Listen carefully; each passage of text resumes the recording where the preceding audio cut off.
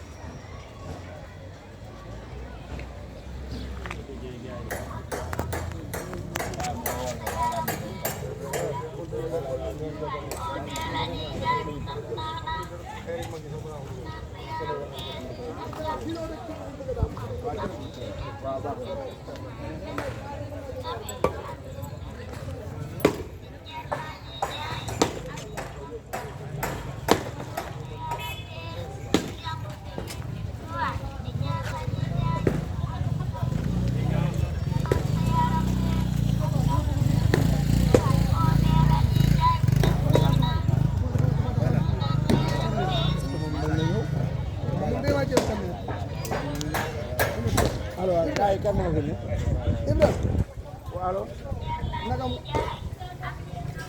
wala wor man ngir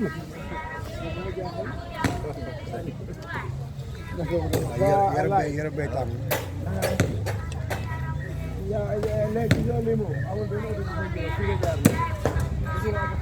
dafa war a muy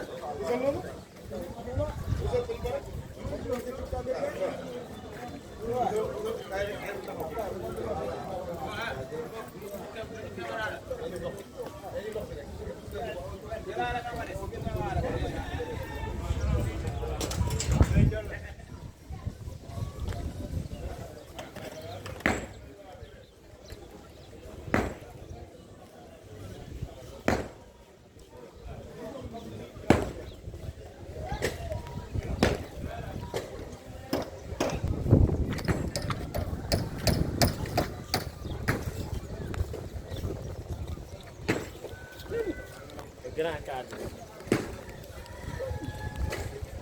da nga lay kii moom tàmm na feeñ télé gisoo ko ak verre yi moom moo xool dara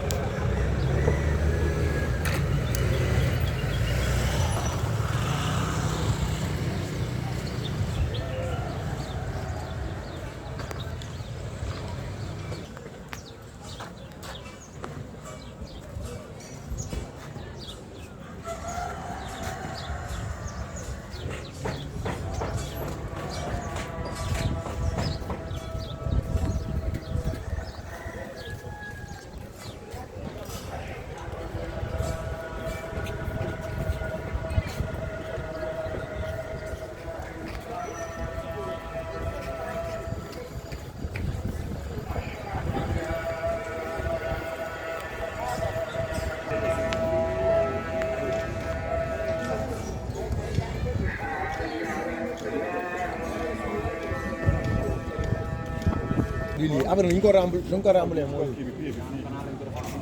non teew. tur bi sëñ bi. Omar Mbaye laa tudd. ah Omar Mbaye laa tudd. Omar Mbaye tey yéen askanu Bour ngeen génn fii lan moo tax. waaw li tax tey ñu génn mooy fii nii fi leen dëkk booba tey yàgg nañu fi mais bi ñu fi dëkkee ba léegi situation bu mel nii daanaka daana fi am mais ren jii dafa gën a grave parce que tey fi ñu toll nii ñu ngi nii di dund ci ay situation yoo xamante ne si situation yu doy waar la. mooy lan.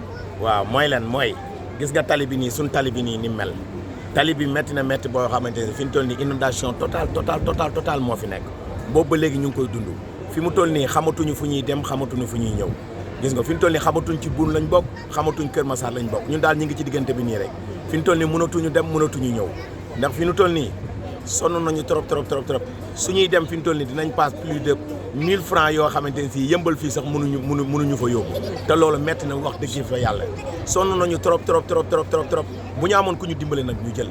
lu tax loolu en fait yaa ngi naan tali bi yaa ngi naan ndox mi exactement li ci nekk ci tali bi. li nekk ci tali bi mooy parce que fii dañ ko defaroon fii tali bi mais biñ ko defaree dañoo ñëw ba fële côté bële tali bi yemoon fii ñu am ay maison yoo xamante ni si dañ leen waroon a dindi pour dédommager leen pour nga xamante ni si tali bi dina mën a jàll.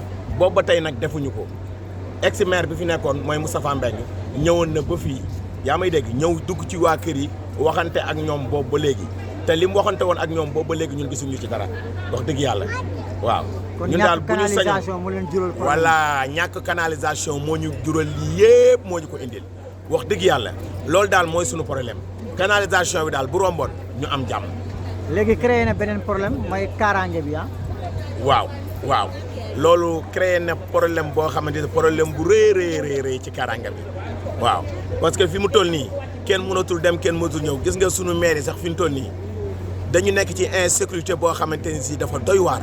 fi mu toll nii agression bi fi nekk rek li mu indi ci agression xamuñu nu mu toll ba bërki démb rek am na ci koo xamante ni si fii nii ci forêt bi nii parce que dañu mujj di barrer route bi moom mënatul dem ndax inondation léegi nit ñi dañuy mujj di dévier route bi di jaar ci ginnaaw forêt bi te xam nga forêt bi wóorul yaa may dégg bërki démb am na kuñ fa jam ba nga xamante ni si mi ngi ci diggante dund ak dee te xam nga ne loolu wóorutul fi mu toll nii sunu maire yëpp temps yi yëpp xëyuñu ndax loolu rek ñemeetuñu. lan ngay wax autorité yi ci situation inondation autorité yi daal li ñu leen wax ci situation bi nekk fii mooy nan ñu dimbali ñun daal fi ñu toll nii ñu ngi ñaan dimbal waaw xuloowuñu xeexuñu nag dañuy ñaan dimbal luñ ñu mën a dimbalee ñu jël waaw nay dégg ba pare ñu defal ñu ay lampe fële ci côté forêt bi parce que foofu insécurité bi doy na waar waaw assainissement bi daal bu romboon ñun ñu jël wax dëgg. tur bi soxna si waxal bu baax na waaw. nga tudd ah. Ndeye Awa Niang laa tudd. waaw Ndeye Awa Niang fii ngeen dëkk Bour. fii lañ dëkk waaw lan ngeen di dund tey. xanaa ay jafe-jafe rek métit bu tar parce que booy xool li sama grand bi wax nii kër yi ñu war a dédommager fii pour defar tali bi canalisation bi jàll parce que dafa am kër yu ko baare woon yoo xam ne cité woon nañ ko ba pare maire bi ñëwoon na fi ak préfet bi defoon nañ visite technique ba wax ak ñun ba ñun demoon nañ ba wuyu def nañ ay réunion mais daal boobu léegi gisaguñ dara suñu kër mooy kër génnee tege ci kaw tali bi booy xool oto yi dañ koo mbëkk ba balcon bi fi mu ne nii feer yaa ngi ne fang di feeñ bu oto mbalit bi rombee ba ni teel bâtiment bi da ngay yaakaar ne yow tey la dal bi di daanu suñu kaw muy loo xam ni insécurité boo xamante ni doy na waar te ñun suñu néeg yi foofu la féete. léegi nii fii yëpp li ñuy dund lan la mooy dem ak dikk bi dafa sooxe. dem ak dikk bi dafa sooxe parce que tali bi yàqu na ndox mi bari na ñu mujj di ko baare ba mujj gi comme li grand bi wax rek am na sax kuñ fi jam ndax teggi bi ñuy teggi di bañ a aw fii moom daal li ñu bëgg mooy ñu dimbale ñu ngir yàlla defaral ñu tali bi def si ay canalisation kër yi nga xam ne war nañ leen a donte dindi wuñ leen sax mais dañ ne dañ leen di wàññi nañu wàññi liñ ñuy wàññi defar tali bi defar canalisation ñëpp nekk ci jàmm na ñooy oto yi mën a dem di ñëw nit ñi mën a dem di ñëw. Vous vous présentez d'abord. Bonjour, je m'appelle Moussa Sané. Je suis habitant de Bour, Kër Massar. Aujourd'hui, vous êtes sorti pour lancer un cri du cœur aux autorités. Alors, quelles sont vos difficultés? Bon, en fait, depuis qu'on est là, il y a de cela plus de, je peux dire, 30 ans qu'on est là. Donc, depuis l'année dernière, l'État a, par exemple, fait la route de Kër Massar commençant par Boune, de Yeumbeul, je veux dire, Yeumbeul jusqu'à Kermassar, cette tronçon-là, de Yeumbeul jusqu'à Kermassar. Arrivé à un moment donné jusqu'à hauteur de Boune, ils ont arrêté les travaux à cause, je veux dire, 2 maisons ou 3 maisons qui sont un peu débordées au niveau de la route, quoi. Donc, par rapport à cela, la société qui gérait les travaux, à l'occurrence Agirout, et la mairie de Kermassar, c'est-à-dire l'ancienne équipe qui était là-bas, le maire Moustapha Mbeng en l'occurrence, ils ont été là à un moment donné pour voir les populations si par exemple ils auraient besoin de solutions pour voir comment dirais-je pour être dédommagé. Voilà, pour être dédommagé quoi. C'est-à-dire ils ont à un moment donné voulu que les populations qui sont sinistrées, je veux dire les 2 bâtiments qui sont débordés au niveau de la route, pour voir comment, je veux dire, comment faire pour les dédommager et autres. Mais à un moment donné, nous sommes allés au niveau de la sous-préfecture de Guédiawaye, en compagnie de Agirout et du maire sortant Moustapha Mbeng. Mais ceux de Agirout, ce qu'ils avaient proposé autant, nous avions accepté, les deux familles, nous avions accepté. Mais finalement, il n'y avait pas eu de suite parce que l'équipe sortante... Mais présentement, qu'est-ce que vous vivez? Quel est votre problème? Actuellement, les difficultés que nous vivons, c'est... Comment dirais-je? Qu'on puisse nous réfectionner la route, qu'on puisse nous mettre des canalisations. Parce que ici, de là-bas jusqu'à Tenba, il n'y a pas de canalisation. La route est inondée? La route est complètement délabrée. Ce n'est pas inondé tout court. La route est complètement délabrée. Ici, il n'y a pas de goudron. Donc, on veut tout simplement qu'on nous mette des canalisations. Et aujourd'hui, vous avez des problèmes pour circuler, pour vaquer à vos activités? On a d'énormes difficultés par rapport à cela. Parce que depuis un mois, Boune est découpé du reste du monde, je veux dire. Depuis pratiquement un mois, Boune est découpé du reste du monde. On ne peut pas sortir, on ne peut pas circuler, on ne peut rien faire. Nos mamans vivent dans des difficultés énormes. Personne ne peut sortir. Même les véhicules, si tu as urgence, un véhicule ne peut pas entrer à Boune.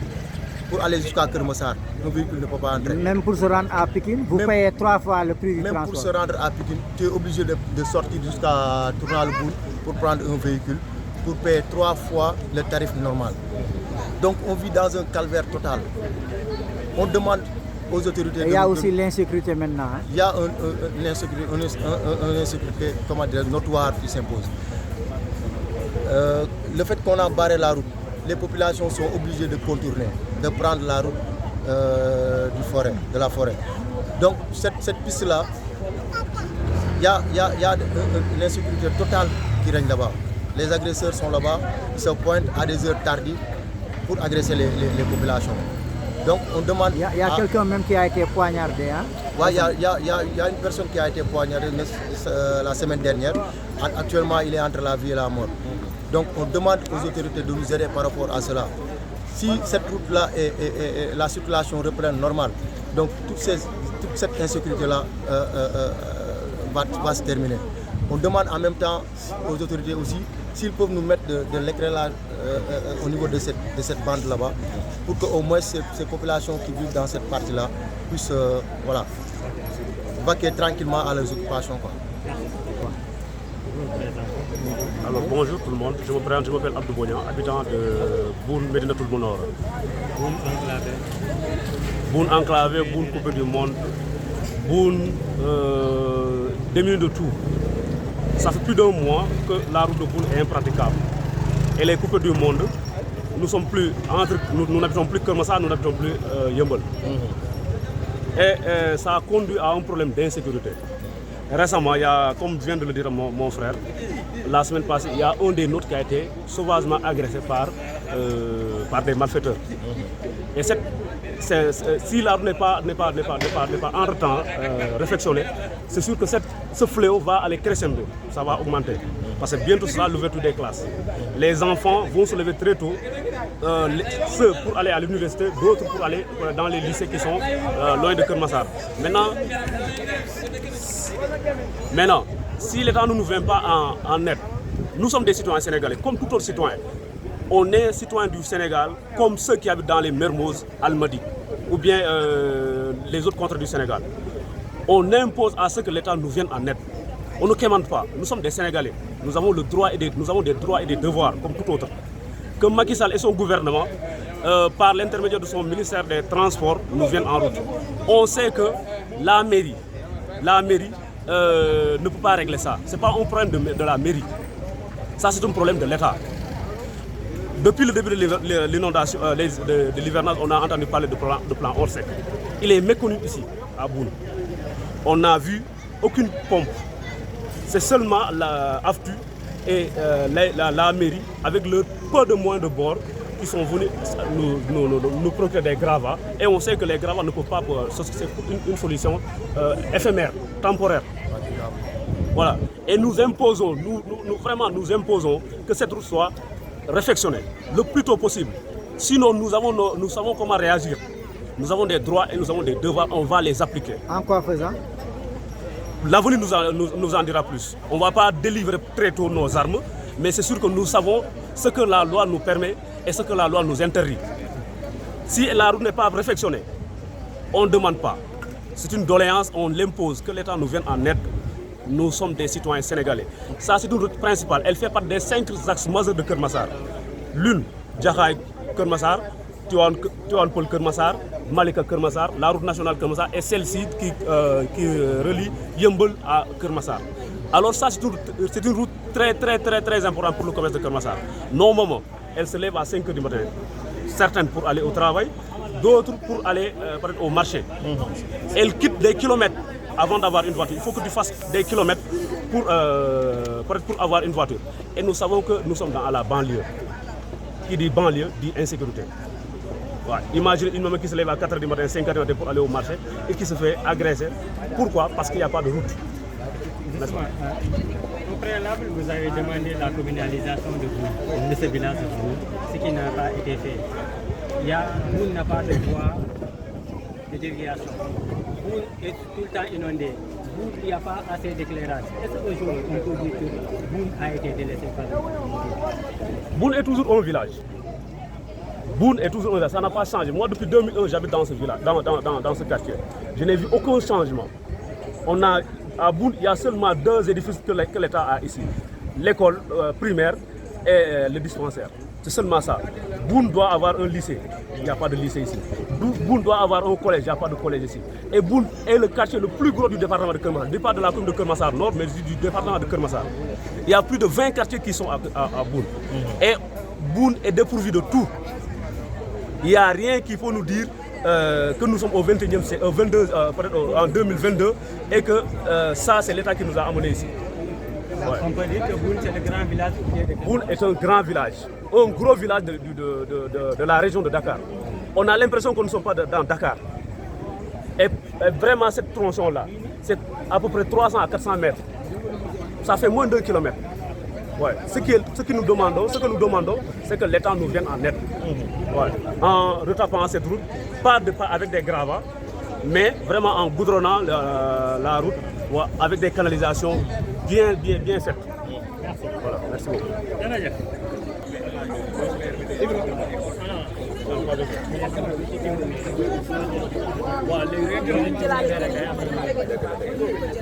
liggéey naa. président kay yaa Ibra Fall. waaw kay Ibra Fall. waaw. yaa ko doon laaj. yaa ngi laaj Ibra Fall.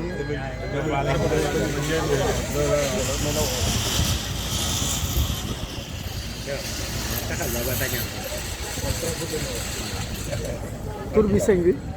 man la Ibra Gaye membre AFTI bokk GIE Darou Salam. waaw bokkaat beneen groupement bu naan ànd defar suñu transport ñu jëm kanam. d'accord yéen nag askan bi nga xam ne moo yeewoo Boune da ngeen di dund lu métti ba nga xam ne tey jural na leen ay jafe-jafe ci seen biir liggéey bi. lan la. waaw loolu moom xam naa buñ koy wax dañ ciy dolli ay wax rek parce que xam naa ni ku dëkk ci réew mi tey autorité di xew ci réew mi bu fekkente ni yow réew mi la tax a jóg loolu la fiy wax ay jottali lay doon parce que li xew buun gii yaakaar naa état am na fi ay représentant bu fekkee dañoo ni représentant jottalil ma fu ma mënut a àgg la fa ne ci ay tiis ak i naqar nga indil ma ko waaye yaakaar naa autorité yii fi nekk dañuy dunde réew mi mais dundaluñu ko loolu tam ñu ngi ciy interpellé état Sénégal. nan ngeen di dund fii yéen.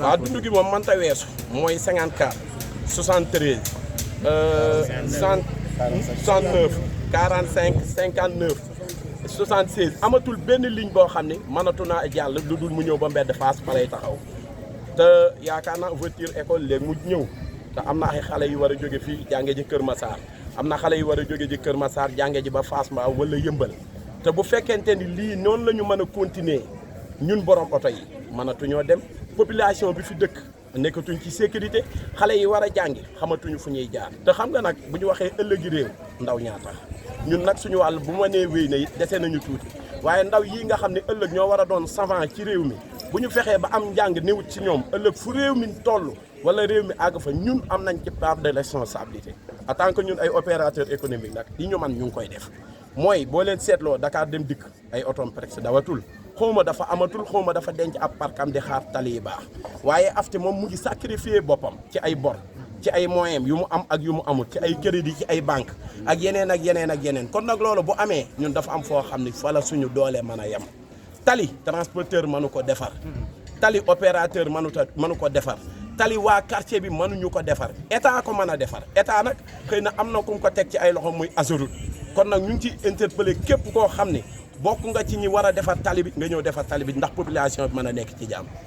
wàllu liggéey moom yéen a ko gën a xam sooxe rek sooxe pertement yu dul jeex dami laam toji pëna paani moteur boîte pont moom lépp lu oto dul wan paan sax oto yi fi mu ne dañ koy paan ci biir 2 mois yi kon donc lii ñi buñ fi jógee après man de damaa jàpp ne xanaa état war nañoo mën a recevoir bu def ndàmpaay sax mu teg ba suñuy loxo parce que fi mu toll nii na ko leer de population biñ koy yóbbul yóbbeewuñ ko ci ay moyens de ci ay bor lañ koy yóbboo di leb di def ci oto yi ngir mën a yóbbu population. Vous vous présentez d'abord. Je m'appelle Ibrahim Wade, opérateur GIE Thiaroye Yeumbeul. Alors, depuis que l'hivernage a débuté, vous êtes en train de subir des préjudices ici à Boune, et notamment sur le tronçon Boune-Yeumbeul ou Keur Massar. Qu'en est-il? Bon, depuis l'hivernage, on est en train de vivre des moments extrêmement difficiles. Parce qu'à l'heure actuelle, vous voyez l'axe Boune jusqu'à Keur Massar, il est complètement bloqué. Parce qu'on n'arrive plus à passer, les véhicules n'arrivent plus à dépasser cet axe. Et en ce moment, on est en train de vivre un calvaire à l'heure actuelle. Pourquoi? Parce que les routes sont vraiment dégradées à l'heure actuelle. Ils sont inondés. Il y a tellement de dégâts dans les routes en ce moment. On est vraiment en train de vivre une situation extrêmement dure. Justement, cela vous a coûté des manques à gagner. Et justement, combien de lignes sont concernées? Bon, pratiquement ici, pour rentrer à Keur Massar, il y a quasiment 5 axes. Et ici, ça fait partie des axes qui rallient vers Keur Massar. Et en ce moment, si on compte bien, il y a pratiquement plus de 7 lignes ou 8 lignes qui passent ici. Et ce qui fait que ces 7 lignes-là, ils n'arrivent plus à passer. Ce qui fait que la population, ils arrêtent à Bourg ou bien ils arrêtent à Mbed Fass. Du coup, on n'a pas encore des bus qui font le ralliement de Mbed Fass à Keur Massar. C'est une situation qui favorise l'insécurité actuellement. Exactement, parce que les jeunes du quartier, ils ont dit que là, il y avait des agressions et quasiment chaque soir, à 19h, il n'y aura plus beaucoup de monde qui traverse, ce qui fait qu'il y a des gens qui viennent des forêts, ils ont des machettes, etc. Et ils sont en train de faire des agressions terribles en ce moment. Mais justement, dans le cadre du travail, vous êtes paralysé, même si l'on sait que vous vous limitez de l'autre côté, mais sur le plan du matériel, les voitures ne subissent pas ces zones de sorte avec la voie qui est complètement dégradée. Bon, les véhicules sont extrêmement dégradés à l'heure actuelle. Pourquoi? Parce que les routes ne sont pas favorables. Encore, les manques à gagner. Comme on vient de dire, on a des banques qui sont derrière nous, on est des opérateurs économiques et on est en train de contribuer sur le développement de ce pays. Et le développement de ce pays, on fait partie.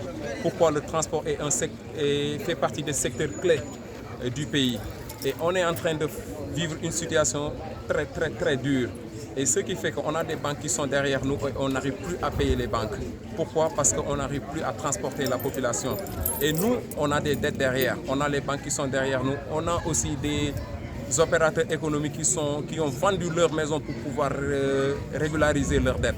Et ça, c'est un truc extrêmement dur et compliqué pour nous. Il y a des préjudices matériels, des véhicules sont en panne actuellement de moteur. Là, on n'en parle plus quasiment, on a la moitié de la part qui sont dans les garages parce que les véhicules, usures pneumatiques, lames, etc., on n'en parle plus.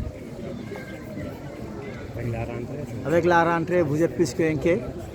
Exactement, c'est raison de plus, c'est pour cela qu'on est en train de faire ces travaux pour pouvoir assurer la rentrée des classes parce qu'on a une population qui traverse de Keur Massar à Bour, qui vont aller à l'école et ce qui fait que cette population-là, ils n'arrivent plus à aller à l'école.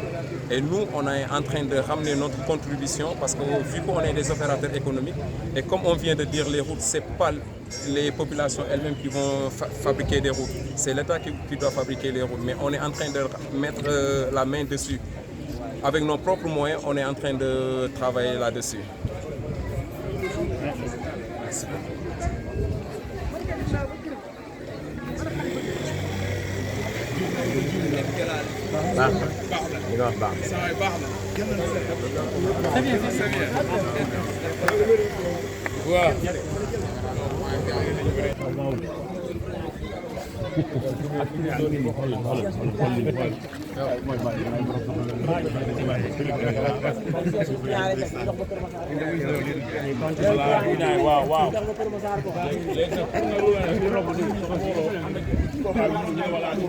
tur bi sëñ bi. waaw man Ahmed Sow laa tudd. habitant de Boun Médinatoul Mounawara. nee nga ñàkk kaaraange bi mu ngi ne ci forage fii. waaw ñàkk kaaraange bi mu ngi doore ci état télé bu bon bi parce que boo xoolee nii sama ginnaaw oto yi bu ñu ñëwee ba ci kaw télé bi dañuy taxaw pour mën a acheminer clients yi ñu mën a wàccee clients yi dox ñun ak jeune quartier bi fii la ñuy nekk pendant presque ba 4 heures du matin 5 heures ñu dooree dem tëddi di ngacc ndox mi di ko jëlee ci quartier bi di ko indi fii ci kaw télé bi ñeneen ñi di jëlee ndox mi ci kaw télé bi di ko yóbbu ci canal yi. Le jeudi passé dama fay toog ba à partir de minuit y a un jeune qui m'a appelé que mu ne am na benn boy bu ñu jam ci forêt bi ñu ñëwee sama buntu kër presque lañ ko jamee bi ñu ko jamee ma ñëw xool fekk boy bi ñu jam ko c'est un Guinéen il s'appelle Samba Diallo la tudd ñu xool comme blessure bi dafa profonde c'était 2 doigts ñu jël ko arrêté benn moto parce que ñu ko jam ci forêt bi lañ ko jamee insécurité bi nekk foofu noonu ak ñàkk lumière éclairage public moom moo tax ñu jël ko ma defal ko les premiers soins parce que je travaille au niveau du ministère de la santé ma defal ko les premiers soins ñu acheminé ko au niveau de l'hôpital de Keur Massar on a pu le rejoindre en marchant pour aller à l'hôpital de Keur Massar. Une fois là-bas, on était là-bas de minuit jusqu'à 3 heures du matin pour qu'on puisse faire les premiers traitements, ensuite pour l'amener au SAU, à l'hôpital Fann. Donc, mun naa wax ni fii insécurité bi fi nekk on lance un appel au gouvernement que miir bi nga xamante ne moom moo allongé forêt bi te kër yi nekk ci ginnaaw te mu nekk benn insécurité parce que li nekk ci biir forêt bi presque ay tool la fa la agresseurs yi di camper képp koo xamante ne jaar nga fa ñu xool mu lëndëm wala mu nekk benn nit wala ñaar dañuy nekk un groupe de 8 personnes wala 7 personnes ñu dal si kaw agressé la te loolu franchement ñàkk yoon bu baax moon ko yóbbee ak ay canalisation ñu ngi lancé un appel solennel au président de la République pour que mu dimbali ñu au moins ñu defaral ñu télé bi defaral ñu ay canalisation yu baax télé bi continuer au moins population bi soulagé parce que ki daan fay 100 francs léegi 200 francs lay fay ki daan fay 200 di fay 400 ki daan fay 400 di fay 600 francs mu nekk benn taux boo xamante ne nit ki da ko doon wóor ni 1000 avec 1000 francs dina xëy aller retour pour mën a wàcc léegi il fait plus que 2000 francs transporteur mi tamit waxaale wuñu leen keroog seen oto fii la damm laam fii nii ci biir pax yi te avant nawet bi sax di commencé mun naa wax avant nawet bi di commencé ba yoon bi di yàqu oto yi dañuy paan ñun grand yi koñ bi ak jeunesse su quartier bi ñi nga xamante ne ñoo fi nekk mooy toutes les jeunes du quartier ont fait un travail exceptionnel et je tenais franchement à le dire. D'accord. En français, vous avez dit que récemment une personne a été agressée plutôt ici. Est-ce que vous pouvez revenir?